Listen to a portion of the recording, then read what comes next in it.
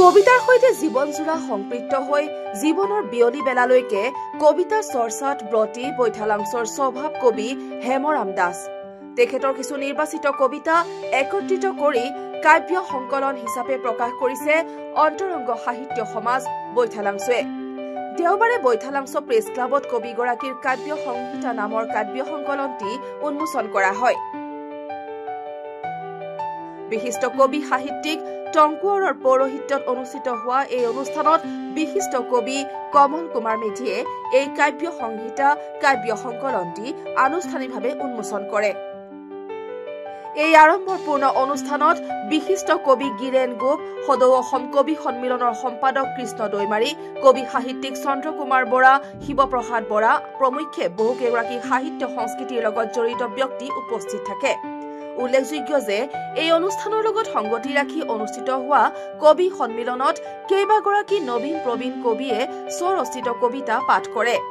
এই অনুষ্ঠানত স্বভাৱ কবিগৰাকীৰ পৰিয়ালবৰ্গই উপস্থিত জ্যেষ্ঠ কবিসকলক সম্বৰ্ধনা জ্ঞাপন কৰাৰ লগতে শাৰীৰিকভাৱে অসুস্থ কবিগৰাকীয়ে অন্তৰংগ সাহিত্য সমাজৰ এনে প্ৰচেষ্টাৰ শলাগ লৈ আৱেগিক হৈ পৰা পৰিলক্ষিত হয়।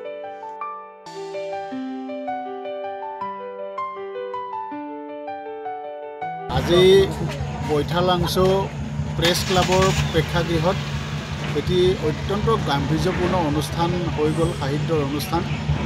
এই অনুষ্ঠানত আমাৰ এগৰাকী স্বভাৱ কবি হেমৰাম দাসৰ কাব্য সংহিতা নামৰ এখন নিৰ্বাচিত কবিতাৰ সংকলন আজি উন্মোচিত হৈছে।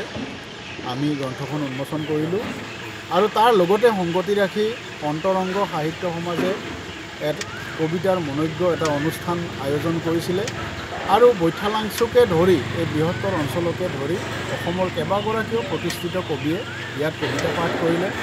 আৰু বৰ্তমান সময়ত আমি সামাজিক যি ধৰণে এক বিচ্ছিন্নতা, এটা মনৰ মাজৰ যি ব্যৱধান গাঁওবিলাকত সমাজত এটা অলিখিতভাৱে এটা পৰম্পৰা আৰম্ভ হৈছে, য'ত আমি হৃদয়ৰ পৰা হৃদয়ৰ এক বিচ্ছিন্ন ভাৱনাৰ এটা আৰম্ভ হৈছে। আমি টেকন'লজি ব্যৱহাৰ কৰিলেও আমি তথ্য প্ৰযুক্তিৰ শেহতীয়া আমি ৰূপ আমি পাইছোঁ যদিও আমি ক'ৰবাত অনুভৱ কৰোঁ যে আমি ইজনে সিজনৰ পৰা লাহে লাহে মনৰ পৰা আঁতৰি যাবলৈ আৰম্ভ কৰিছোঁ। আমাৰ মানুহৰ মাজত সমাজত হৃদয়ৰ পৰা হৃদয়ৰ ব্যৱধান যেন বাঢ়ি গৈছে। তেনেকুৱা এটা পৰিস্থিতিত অন্তৰংগ সাহিত্য সমাজৰ দৰে অনুষ্ঠানে আমাৰ মনৰ যি ব্যৱধান, এই ব্যৱধানটো নাইকিয়া কৰে।